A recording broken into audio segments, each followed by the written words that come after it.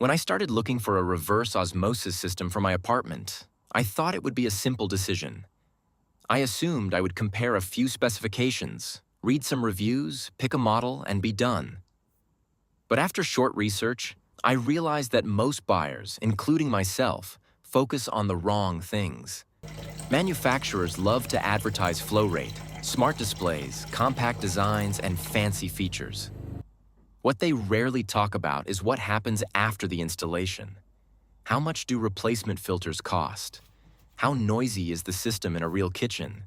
And how much will it actually cost to own over time? So instead of focusing on marketing, I started looking at the things that matter in everyday life. And that's exactly what this video is about. I only had a 60-centimeter cabinet under the sink.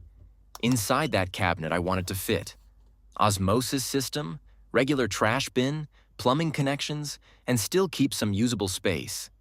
Fortunately, modern tankless systems are much more compact than traditional systems with storage tanks. In my case, I was able to fit everything under the sink while still keeping a normal-sized trash bin. So before comparing specifications, measure your cabinet first. Most modern tankless reverse osmosis systems require electricity because they use a booster pump. That means you need a power outlet under the sink. If you don't already have one, you'll need to install it before buying the system. And while we're talking about installation, there's another thing I highly recommend. If you're replacing your kitchen faucet anyway, consider getting a faucet with a separate drinking water channel built into it. That allows you to use one faucet with two separate controls instead of drilling an extra hole and installing a dedicated one. One of the models I looked at was the WaterBox RO-400. What attracted me was the use of several standard components. The system appears to support standard-sized pre-filters, and replacement parts seem relatively easy to find. From a long-term maintenance perspective, that's a very attractive feature. However, after watching real-world demonstrations and listening to recordings of the system operating, I became concerned about the noise level. Another model I seriously considered was the Ecosoft CROSS60. Ecosoft has a strong reputation and excellent local support. The system looks modern, compact, and well-engineered. But when I started calculating ownership costs, I found that the annual replacement filters were more expensive than I expected. Then, I started looking at the Kinetico Java 600. Kinetico is generally positioned as a premium brand.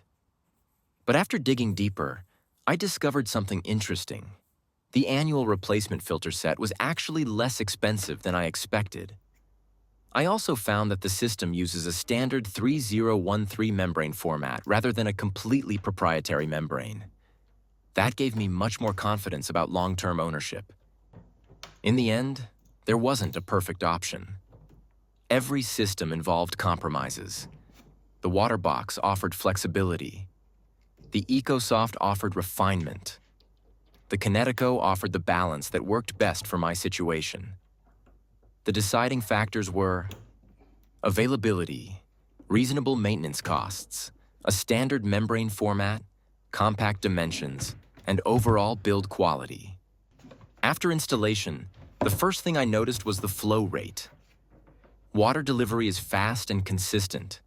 The system is compact enough to fit comfortably inside a 60-centimeter cabinet while still leaving room for a normal trash bin. The filter cartridges also appear well-designed. Some of the connections use sealing features that help ensure water passes through the filter media rather than around it. Now let's talk about noise. The system is not silent.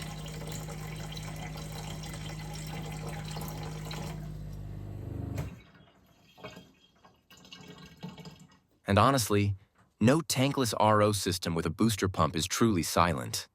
You can hear it operating when dispensing water. But based on my first impressions, the noise level is acceptable for my setup. After all my research, I realized that choosing a reverse osmosis system isn't really about the brand. It's about understanding the long-term ownership experience. Before buying any tankless RO system, I would recommend looking at cabinet space, power requirements, faucet options, replacement filter costs, membrane availability, noise levels, and long-term maintenance costs. Those factors will affect your daily experience far more than marketing specifications. In the end, I chose the Kinetico Java 600. Not because it had the highest flow rate, not because it had the most features, but because it offered the best balance for my particular situation. And hopefully, this research process helps you choose the right system for yours.